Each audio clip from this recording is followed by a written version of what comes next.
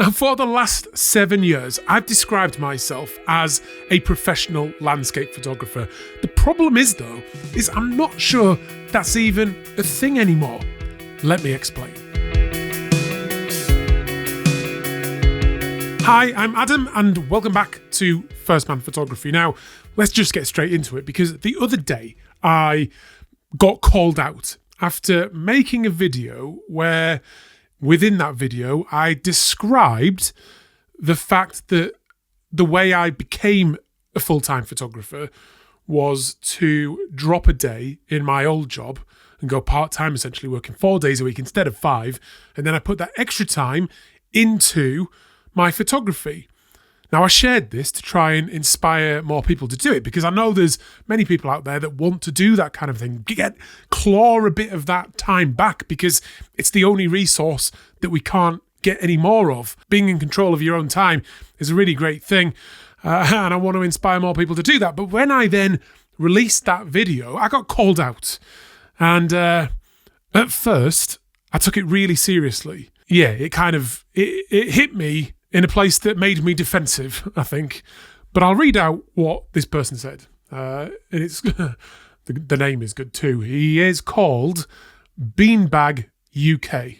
I assume it's a man. It may not be. But he said, "You're very lucky you've been able to do this. Are you going to pay the mortgage of those who choose to take a 4-day week, though? Because frankly, most jobs don't allow that." Now, not sure any of that bit's true. However, he said, "They sound like wonderful words, but the reality is life isn't like that, and the majority of us have to do a 9-to-5 grind to ensure we can support our children, their education, ensure they're fed, and ensure we have enough money to pay our mortgages." Firstly, he's probably fortunate, or more fortunate than others, that he's got a house that requires a mortgage. He then said, "I applaud you for doing it yourself, but life isn't as simple as that, and once again, you were very lucky." Now, in the past, I've taken this kind of accusation, if you want to call it that, very seriously. And I did again on this occasion. And sort of talked about it not being luck, about being hard work. And then, to be fair to him, he came back again and said, "I think it was all luck. Circumstances aligned in your favour and you took a chance. That's precisely the definition of luck. Certainly there's an element of hard work, but a risk is a gamble, blah, blah, blah." And then I thought, I'll eat a little bit of humble pie, because it is a bit lucky, isn't it? Because I'm very fortunate to be out there doing that. And being a content creator certainly is not a real job. It then got me thinking, well, is there even such a thing as a professional landscape photographer? Because that's really how I think about myself. But is that even a thing? So in today's episode, I wanted to talk about that and dig into it a little bit more. And I think we can probably make progress here by sort of me sharing how my business is made up, where the income comes from, and what percentage of that comes from the pure landscape photography, where I'm making money directly from my landscape photography. And as you'll see, it's a reasonably low percentage. So I make my money in a number of ways. There is the landscape photography itself. There is YouTube, which you may be watching now on. This is a podcast as well. But I also get sponsorships from companies that want to buy advertising space essentially within these videos. And then I also do the occasional workshop and photography tour, that kind of thing. And then I also now have a patron system. So people sort of support me directly to keep making content. That comes with a number of perks on my website. I would love it if you did check that out, if you were interested, at firstmanphotography.com. I'll tell you a bit more about that later as well. Let's talk about how the landscape photography itself makes money. And it really only comes in 3 forms. I'm just checking my notes when I look over there. 3 forms. We've got books, we've got prints, and we've got commissions and any other kind of physical product that you can think of with your photography on it, like cards or something like that, but calendars, that thing. But can't be bothered with cards or calendars. I've never done it and I never will. Books are really good. I think that's been my favourite experience so far of actually turning my landscape photography into hard physical cash and providing a physical thing that people want to buy. And I think a book's a really nice thing anyway. I love buying photography books because you get to see a wide variety of that person's work for a fairly reasonable price. I sold my last book for £40 and it had about 120 pictures in there with a bit of an autobiographical story about my transition from being a police officer to being a full-time landscape photographer. Those three things, whilst not to be sniffed at, make up, in all honesty, over the last 5 years, about 10% of my income. And I'd be lucky if it was that, in all honesty. Commissions, I haven't been that's not something I've chased for a very long time. So I'm not working with any companies to directly shoot landscape photography at the moment. I'm open to it if people want to do that, but I'm not sure that business is even out there anymore. And if it is, there's only one or two people picking that up. Prints, love selling prints. One of the best things I do. One of the most satisfying things when people buy one of your prints. But it's, again, I don't sell many and it's hard work. And you've got to keep promoting them. I've made videos about this before and played around with various different methods of creating scarcity and selling prints, and they're fun. It does work, but it requires a constant, and the return on investment of that time doesn't always work out very well, and you're not going to sell many anyway, and there's definitely no passive income. If you think you're just going to put prints up for sale on your website and the passive income is going to start rolling in, you're sadly mistaken. That doesn't happen. Books, yeah, that makes good money, but I've been trying to write and create my second book for about 2 years now, and it still isn't anywhere near ready. So in terms of making books to create a full-time income, again, not sustainable. Or it's hard. Anyway, you could do it, but you're not going to be making a massive amount of money because you need to promote that book in some way, and you need eyeballs and attention in order to sell that book. So you're going to have to be doing something else to be able to sell a book in the first place. And that's, so 10%, if I'm lucky. Then it's a mixture after that. Undoubtedly, the most money I make is from making content for YouTube, because you get the advertising revenue directly from YouTube, which is a lot less than people think. People think because I have 100,000 plus subscribers on YouTube that I'm a millionaire, and that could not be further from the truth.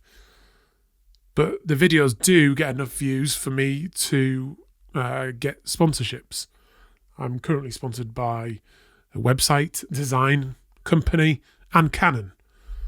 And that, over the last 5 years, like I say, has by far been the biggest portion of my income. Then you get into the world of education. And even the landscape photographers at the very tippy top of the industry are undoubtedly all doing education. Let's take someone like Charlie Waite, for example, who was a bit of a hero of mine in the past. And he sold his landscape photographs all around the world. But I would hazard a guess that over the last 15 to 20 years, the vast majority of his income has come from Light and Land, which is a tour company, and Landscape Photographer of the Year, which is a photography competition.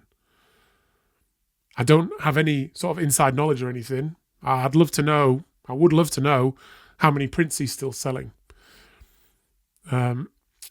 Again, If it's anything like me, it's not very many, is the truth of that. Let's look at someone like Joe Cornish, an absolute hero of mine, someone I've been lucky enough to work with, but quite recently, his gallery closed down that had been running for 20 to 25 years or something. So clearly, that demand for printed landscape photography is dwindling, and it's just not there anymore. And I think Joe's gallery as well had a cafe. So we don't know how long that was a big part of the business. I think it's a lovely business. And it's really sad that it closed. But again, I'm just really talking about how much does the actual landscape photography create the living? Or is it the cafe and the place for people to go and have a physical experience? I don't know. It's tough out there. There's a guy called Chris Caesar who I've met through working with Cancer and Infinity, the paper manufacturers. He had a gallery in York for a lot of years. And if you've been to York, it is an exceptionally busy place, particularly on weekends and bank holidays. The footfall is extraordinary. And his gallery was bang in the middle of that. And even then, no matter all the hard stuff he tried to do and the hard work he put in to keep it going, he eventually was forced to close it down because it just wasn't creating the revenue that he needed. Because rates are high. I mean, rates are ridiculously high. These councils aren't helping at all. But yeah, it's tough out there. Where was I? I was talking about how I make money, wasn't I? So YouTube, yeah, we've done that. And then we've done education. So yeah, workshops, tours, courses, that kind of thing. I then have my patron system as well. So I've got a number of patrons that pay every month to support my work. And that kind of value for value content monetization model is really a beautiful thing. It's just win-win. They like the content that I create. I provide all that content for free up front. And if you like it, then you are given the chance to provide value back in return. So I can keep doing this. Keep doing this crazy thing where I just talk into a camera, take the odd landscape photograph and post it online, and people like it. So I mean, I love that. And I've also now created a system on my website where we have a forum, which is really good, old school forum. It's a lot of fun. There's also monthly meetups online. There's going to be some in-person, real-world meetups as well, which I think will be fun. And there's other perks and stuff that you get on there as well. But what my website also has is all my previous courses that I used to charge for, all of this type of content, and a lot of other tutorials and stuff that you can just watch for free without any ads and without any sponsorships. Yeah, I'm really proud of that system, actually. I really love it. So, do check that out. And if you want to, then support me. That would be cool. I reckon 50% of my income comes from YouTube and sponsorships and related things like that. I suppose the other thing that landscape photographers do is do talks. But that's tough as well, because I love doing talks. I love it because you get to meet real people in the real world. And some of these photography clubs are great. But a lot of them don't have a big budget. So it becomes really difficult to charge, say, £200 for a talk when it's cost me like $75 to travel there and back, depending on where it is. So that your margins get extremely tight and you end up getting paid similar to something like a hairdresser or a car mechanic. Both great jobs, by the way. But it's not a glamorous situation, but it's nice to have people's attention. It's nice for people to sit there and listen to you while you talk to them. If you're lucky, you'll get bigger talking gigs. I get the occasional one. But I was going to do this year a talk at the photography show that's just happened. But the company lowballed me, so I just didn't do it. if you're a professional and you're in your own business, it's got to meet your bottom line. And otherwise, I'm putting time into something where I'm essentially starting to lose money. And that's not a good way to run a business. Like I say, the 50% I reckon of my income is generated from being a content creator or an educator or an entertainer, however you want to see it. I don't really like to pigeonhole myself. I don't describe myself as a YouTuber, but I am. I don't describe myself as a content creator, but I am. I describe myself as a professional landscape photographer, and I'm probably not that. It's only 10%, and that doesn't make a full-time photographer, does it, really? So when this guy called me out, I was defensive at first, but then eventually I replied and said, you might be right, and I just have to swallow a bit of humble pie and kind of think, it's not a real thing, being a full-time landscape photographer. Who actually does that? And I think the truth is probably no one anymore. Maybe one or two. There's always an outlier, isn't there?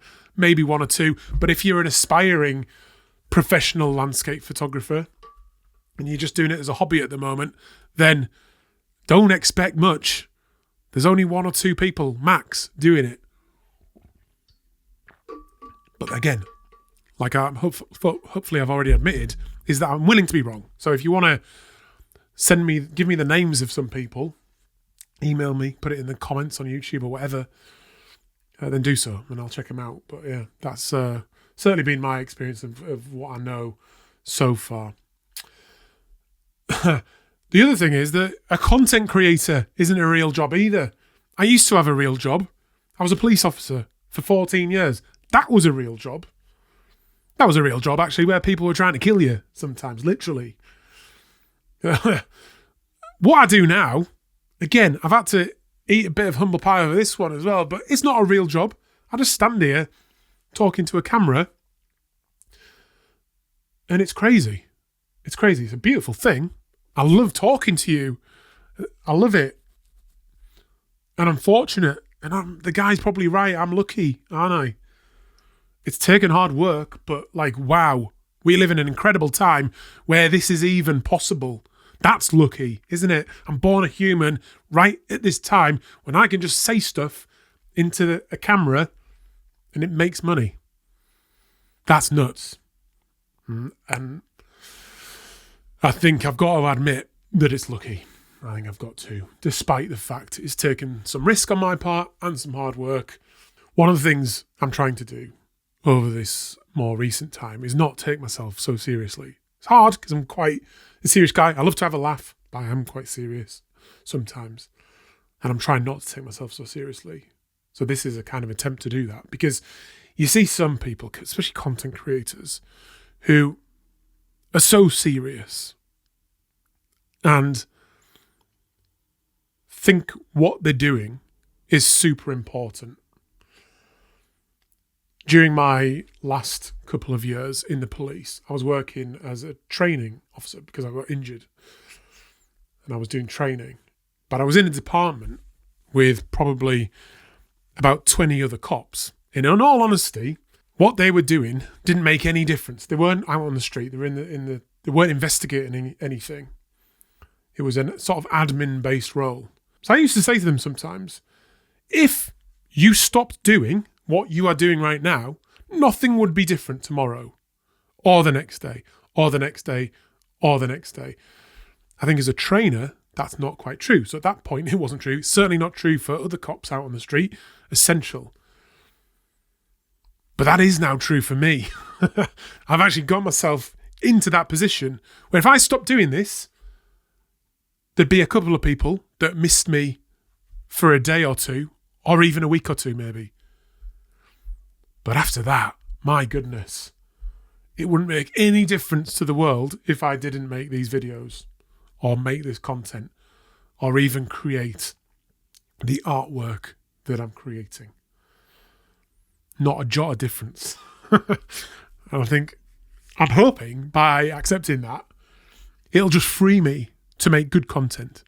Make stuff, because I love making stuff. Make stuff that's going to entertain you.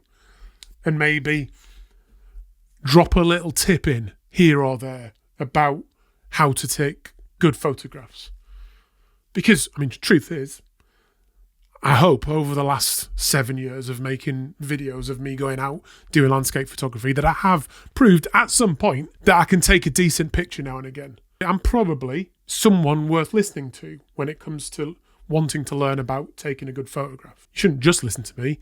Learn from lots of different people. Always the best way.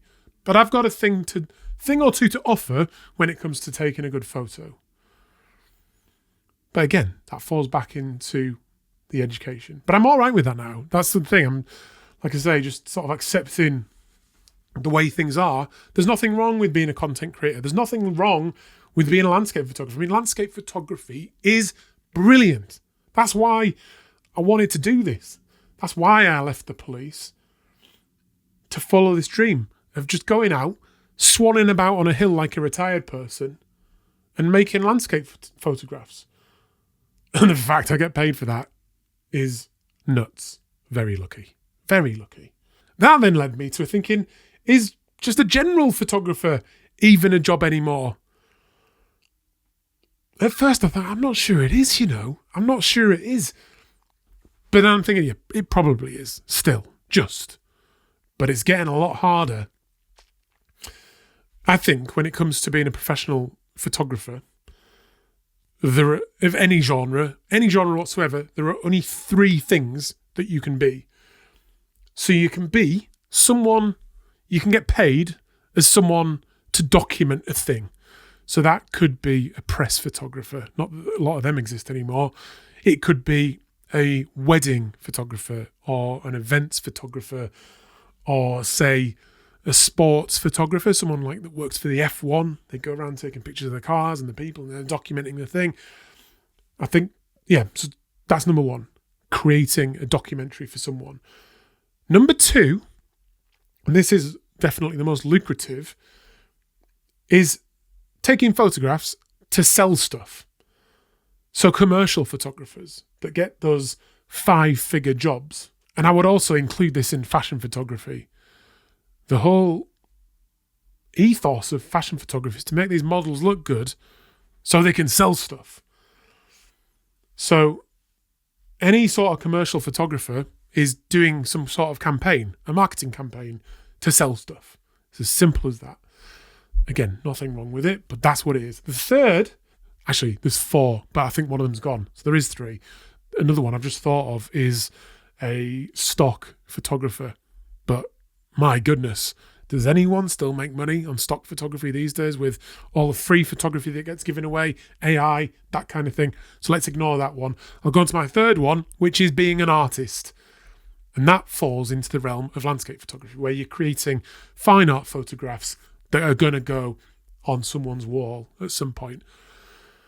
And even that, I actually think that's what I am. When I go out to make my photography, I'm actually going out to create a piece of artwork, to create a print and make something that someone might value. But my goodness, doesn't that sound pretentious as well? And oh God, it's so easy to start taking that super seriously. I'm going to be trying again soon, I think, to sell some prints. But I want to make it as non-twatty, I think is the word, as possible. Because I'm not in any way a pretentious artist. But you've got to be really careful to not come across like that. And maybe in the past I have. Not my intention, but like I said, it's easy to fall into that trap. And it happens by taking yourself too seriously. So when I do release my new prints, I'm going to try and make it fun and exciting and non-pretentious. Easy said than done though, probably. The thing with all 3 of those ways to make money as a professional photographer, there's nothing wrong with any of them. And they are all artistic in their own way. The very best fashion photographers or the very best commercial photographers are extremely artistic. But at the very core of it, the selling stuff. It's the same with wedding photography. That requires a very certain level of creativity. But after you've been doing it for a while, then it starts to, it becomes a job. The creativity, probably you're just repeating the same thing over and over again. I've tried it. I've tried being a full-time photographer in that way. I did wedding photography. I've done a little bit of commercial photography, never for 5 figures, but I've made decent money doing that. And I just don't like it. I like just being an artist that swans about, not making much money. I don't want to have a real job. I don't want to work for the man. And one of the reasons I gave up wedding photography was because of just having to deal with clients, which is very frustrating, and having to deal with the parents of clients who've provided the revenue for the photography and then make extra demands on top of what the client wants as well, because they think they can because they paid for it. But they're not the client. You haven't done a deal with them. You've done a deal with the couple. So there's all of those sorts of things that became very frustrating. I've also done other types of sort of documentary photography, event photography, where you end up a lot of the time just getting treated like the help. And you've got like random idiots telling you what to do and what to shoot. Like you're their bitch, basically. And it's, that is not for me. After 14 years of getting sworn at and spat at by a variety of scroats on the street, getting told what to do by some low-level manager at an event is, God, that is not what I want to be doing. I'd much rather be swanning around on a hill with 10x less money making art out of the landscape. Again, trying not to sound too pretentious. It's a lot of fun. I have absolutely no intention of being a full-time professional photographer again. Because, like I said, it's too much hard work. And it's not that rewarding. And and if you do the same thing over and over again, your sort of creativity and artistic muscles aren't getting used enough. I don't think what I'm doing is a real thing. But I love it. I'm going to keep doing it. And I'm lucky. And I hope if you enjoy the content, then you'll keep watching it. And I'll keep doing it to entertain you, to occasionally give you a tip or trick. And I know some people get inspired by the content that I create, but that's amazing. But I don't want to dwell too much on that because I'm trying to stay humble here. Trying to stay humble. What else have I got? I've written down burnout because that's the reason I'm making this type of video, because making content for YouTube is not free in any way, shape or form. It costs money to do, it costs time to do, and it costs energy, my energy, to do it. When I first started doing YouTube, I was making 2 videos per week. At the time, I was still in the police. I got injured, I had a little bit of time off and started the YouTube channel. In that time, I'd also just had my second child as well, not long before. My daily routine was get up, go to work in the police for 8 to 10 hours, come home, have tea with the family, do bed and bath time. All parents know about that time.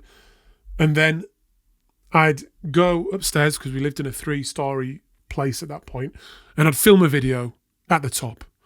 It'd be about 2 or 3 hours to plan it and film it. Then I'd edit it in like another 3 hours or so.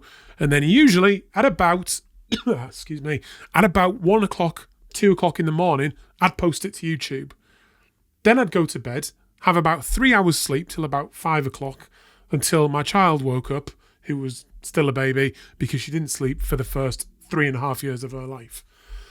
And I repeated that for 12 months. I did 2 videos per week for 12 months in the first year of my YouTube channel. That's why when someone tells me that it's all luck, you kind of think, well, hang on a minute. But, we've gone over that. So yeah, a lot of hard work. After that, I started doing vlogs, which and I sort of went down to doing one video a week, which was much more sustainable. And I did that for a long time as well. But as I was going on and became full-time doing this sort of thing, left the police, the production quality started going up and up and up and up and up.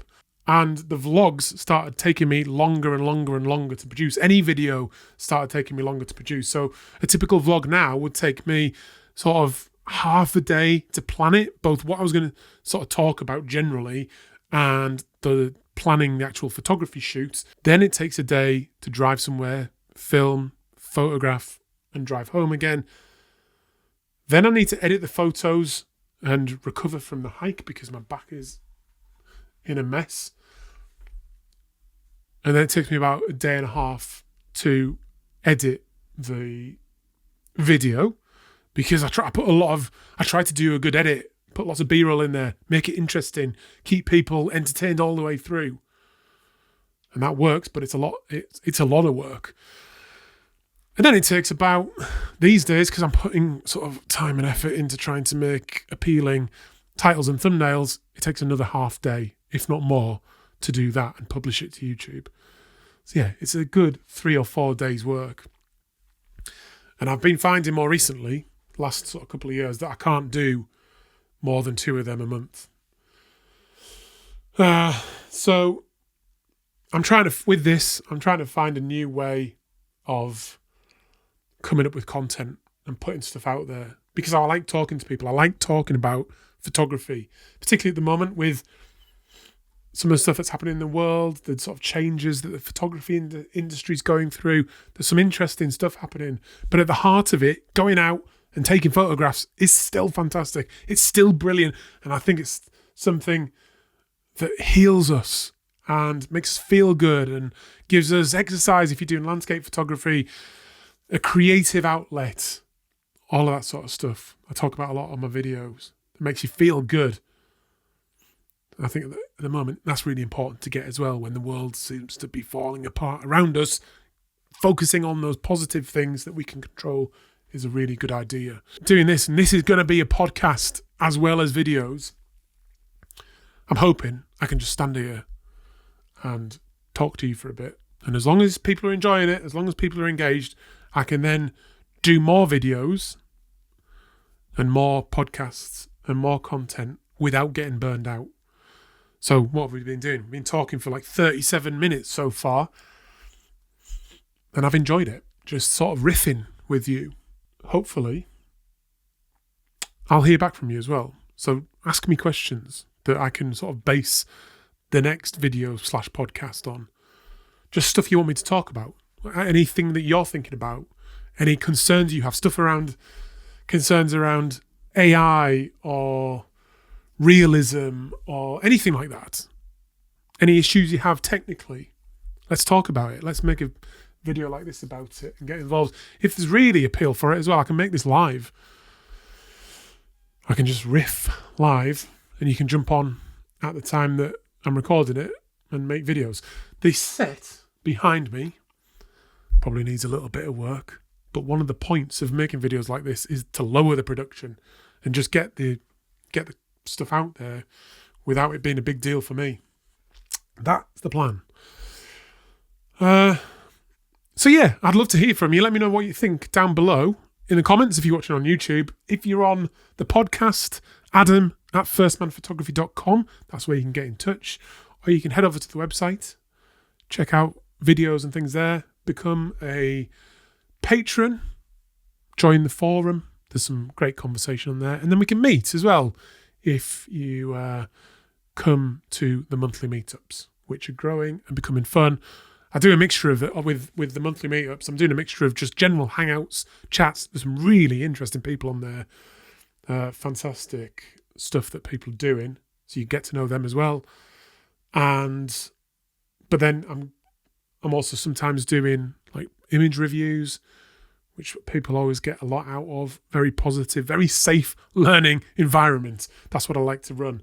So yeah, good stuff like that. There's going to be photography projects as well. So if you sort of need a little bit of a push, a little bit of inspiration about what to photograph, there's going to be some of that as well. So yeah, firstmanphotography.com. And there's a link at the top where you can become a patron. And yeah, I'll leave it there. I've eaten some humble pie recently. I think it's important to stay humble. And yeah, I don't think full-time / professional landscape photographer is a real job anymore. But that in no way changes the fact that landscape photography is a fantastic thing. And I'm going to continue doing it for as long as I possibly can. The guy who called me out as well, what I said to him, I'll probably put the screenshot up on YouTube if you're watching it there. But the superpower that I have is I'm not afraid in any way, shape or form to lose all this.